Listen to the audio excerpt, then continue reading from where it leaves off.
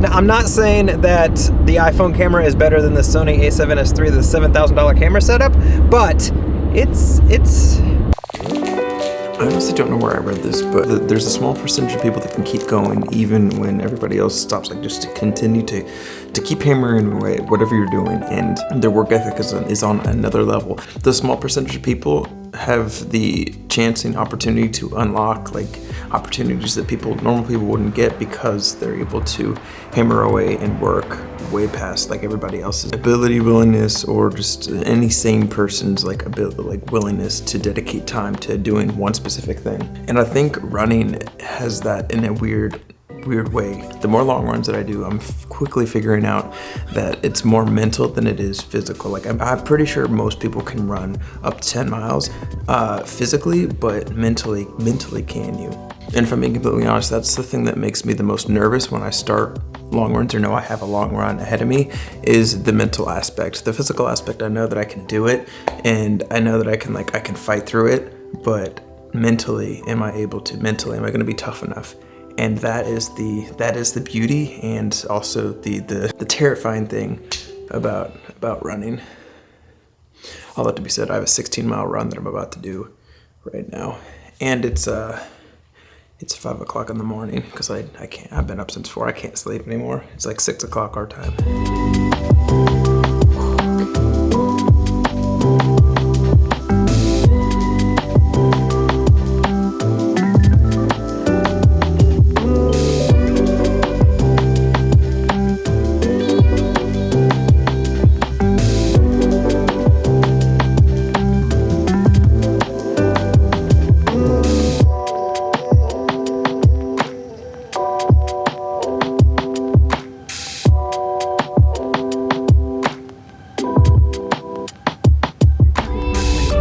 That entire running sequence, minus the drone shots, was completely shot on my iPhone. And a lot of those shots were in low light. And I'm surprised, I mean, there was a little bit of grain, but I'm surprised at the amount of just how good those images looked on something that just sits in my pocket. I know I've said this before on my channel, and I'll probably say it again, but I really, really do love how good the cameras are on the iPhone. I think when you're trying to pick a camera, a big factor that not a lot of people talk about isn't about the specs, isn't about if the camera shoots raw or log or whatever. I think a big factor for a camera, or if whatever you're deciding to take that day, is how convenient it's going to be and how much of a pain in the ass it's going to be. And the beauty about iPhones is they're always with you, and you just don't have to think about it because you need your phone for other things. And the fact that the camera on that thing looks as good as it does it's a huge plus. Now, I'm not saying that the iPhone camera is better than the Sony a7S III, the $7,000 camera setup, but it's a lot of times it's good enough. Also, we are currently on our way to go get In-N-Out. This will be the second day in a row that we've had In-N-Out for lunch. We're gonna go get In-N-Out. At the light, turn right onto West Gonzales. While I've been talking to you, I've been having to like bounce between the GPS telling us where we're going. It's tricky. Gonzales Road, 1.5 miles.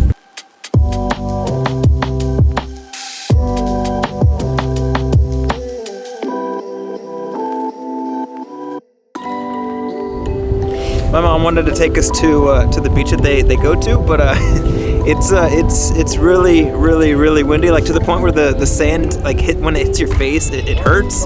Also with the wind, I had to position you in a very like particular angle so that the wind doesn't constantly. Hopefully you can hear what I'm saying. I mean, I won't know until I sit down to edit, I guess, but it's really pretty. It's just slightly painful being here.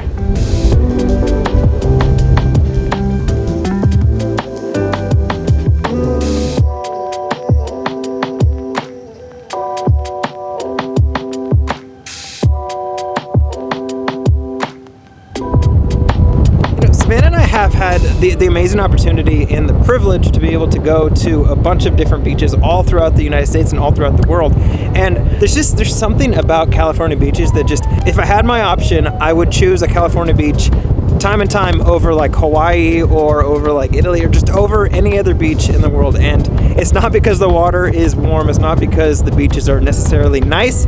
It feels like home. Also, a little side note, all of the zoom shots that you saw at this beach, like through this sequence, have been shot on my iPhone. That's incredible. The wide shots were shot with my Sony, and the zoom shots were shot with my iPhone. Could you tell? It ended up being way too windy, so we found this like visitor center for some. I don't really know where we are, to be honest, but it's actually pretty cool. It's like half interactive, half aquarium. It's pretty cool.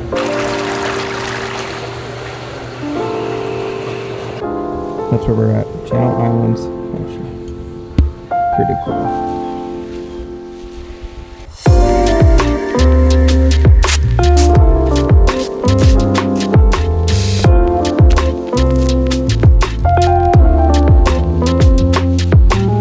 So far, this national park has a aquarium, a interactive like kids area, a gift shop, and a garden. That's incredible. I don't know what all this is or what it like is supposed to be, but.